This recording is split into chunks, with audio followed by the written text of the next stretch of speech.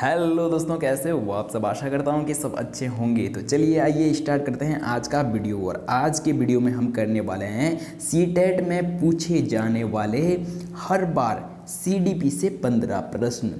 हम आज सीडीपी से हम क्या है 15 प्रश्न करने वाले हैं जो सीटेट में हर बार पूछे जाते हैं। तो चलिए दोस्तों बढ़ते हैं वीडियो में आगे की ओर। तो दोस्तों पहला प्रश्न है, मनुष्य जन्म से स्वतंत्र होता है लेकिन हर जगह जंजीरों से बंधा रहता है, यह कथन किसका है।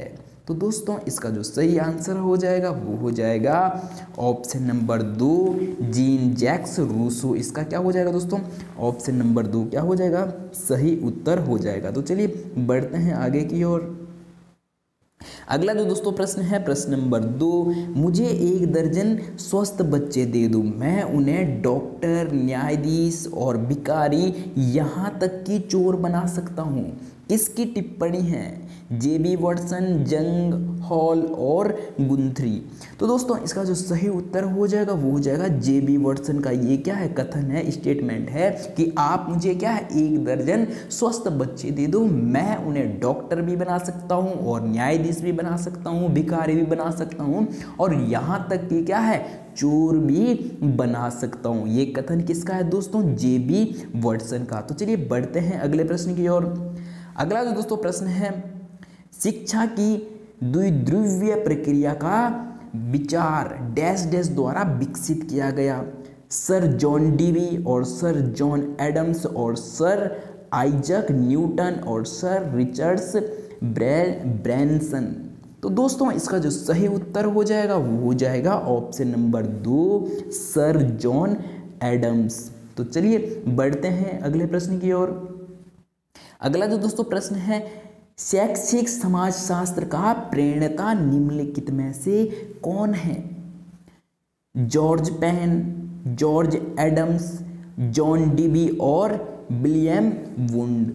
तो दोस्तों इसका जो सही उत्तर हो जाएगा वो हो जाएगा ऑप्शन नंबर 1। इसका क्या है, सही उत्तर हो जाएगा जॉर्ज पेन क्या है, शैक्षिक समाजशास्त्र के क्या है, प्रणेता है। तो चलिए बढ़ते हैं अगले प्रश्न की ओर। अगला जो दोस्तों प्रश्न है, शिक्षा मनोविज्ञान के जनक किसे कहा जाता है। जेबी वाटसन, E.L. थॉर्नडाइक और B.F. स्किनर और जॉन एडम्स। तो दोस्तों इसका जो सही उत्तर हो जाएगा वो हो जाएगा ऑप्शन नंबर 2, E.L.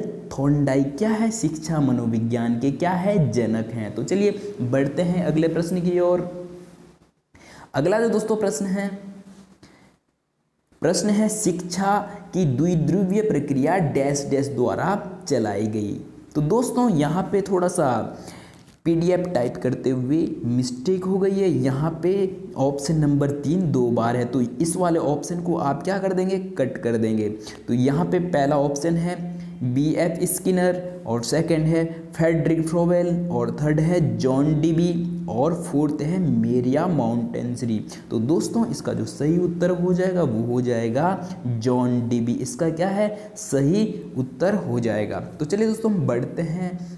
तो ये प्रश्न है कि शिक्षा की त्रिध्रुवीय प्रक्रिया, तो दोस्तों किसने दी है, ये किसकी टिप्पणी है या किसके द्वारा दी गई है, जॉन डीवी के द्वारा। तो चलिए बढ़ते हैं अगले प्रश्न की ओर।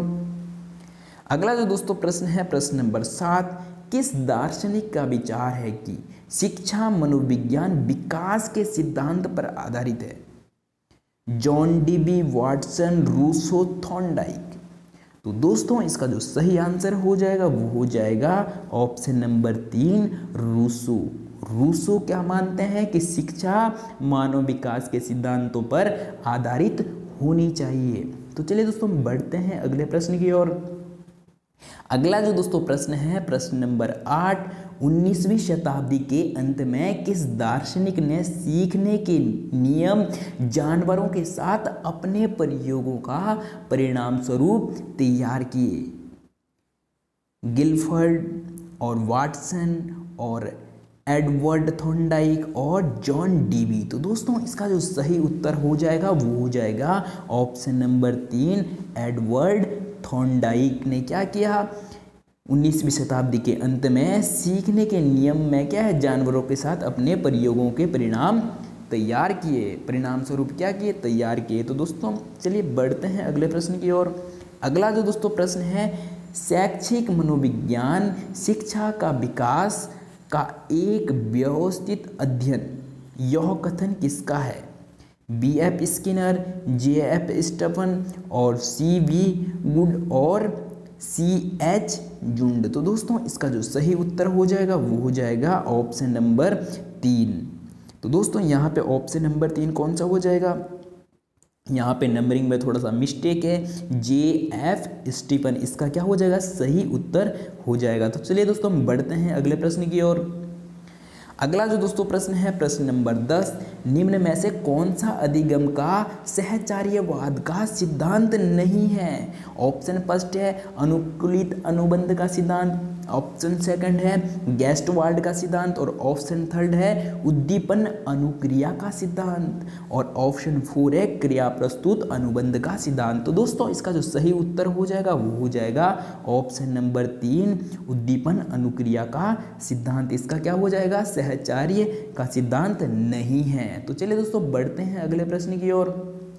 अगला जो दोस्तों प्रश्न है, प्रश्न नंबर 11, गेस्टवाल्ड सिद्धांत की अभिधारणा है कि तत्वों को रूप के अनुसार समूहों में रखना चाहिए। यह डैश डैश का सिद्धांत है, सम्यपता और समानता और सादगी और समापन। तो दोस्तों इसका जो सही उत्तर हो जाएगा वो हो जाएगा समानता का। तो चलिए बढ़ते हैं अगले प्रश्न की ओर। और अगला जो दोस्तों प्रश्न है, मनोविज्ञान वैज्ञानिक मनोविज्ञान का जनक माना जाता है। दोस्तों प्रश्न है वैज्ञानिक मनोविज्ञान का जनक माना जाता है विल्हेम वुंड और विलियम जोन्स और विलियम जेम्स और सिगमंड फ्राइड। तो दोस्तों इसका जो सही उत्तर हो जाएगा वो हो जाएगा option number first William wound. इसका क्या हो जाएगा, सही उत्तर हो जाएगा। मनोविज्ञान वैज्ञानिक मनोविज्ञान के जनक कौन है दोस्तों, विलियम वुंड। तो चलिए बढ़ते हैं अगले प्रश्न की ओर। अगला जो दोस्तों प्रश्न है, प्रश्न नंबर 13, तंत्रिका तंत्र के प्रकार्य और मानसिक व्यवहारों के अध्ययन पर जोर दिया गया था, किनके द्वारा? संरचनावादी में और प्रकार्यवाद में और व्यवहारवाद में और मनोविश्लेषणवाद में। तो दोस्तों इसका जो सही उत्तर हो जाएगा वो हो जाएगा प्रकार्यवाद में। किस पर ध्यान दिया गया था? तंत्रिका तंत्र के प्रकार्य और मानसिक व्यवहारों के अध्ययन में किसमें जोर दिया गया था? प्रकार्यवाद में। तो चलिए दोस्तों बढ़ते हैं अगले प्रश्न की ओर। अगला जो दोस्तों प्रश्न है, प्रश्न नंबर 14, संज्ञानात्मक मनोविज्ञान स्कूल के जनक माना जाता है जीन पियाजे, J.B. वॉटसन और वर्दाइमर।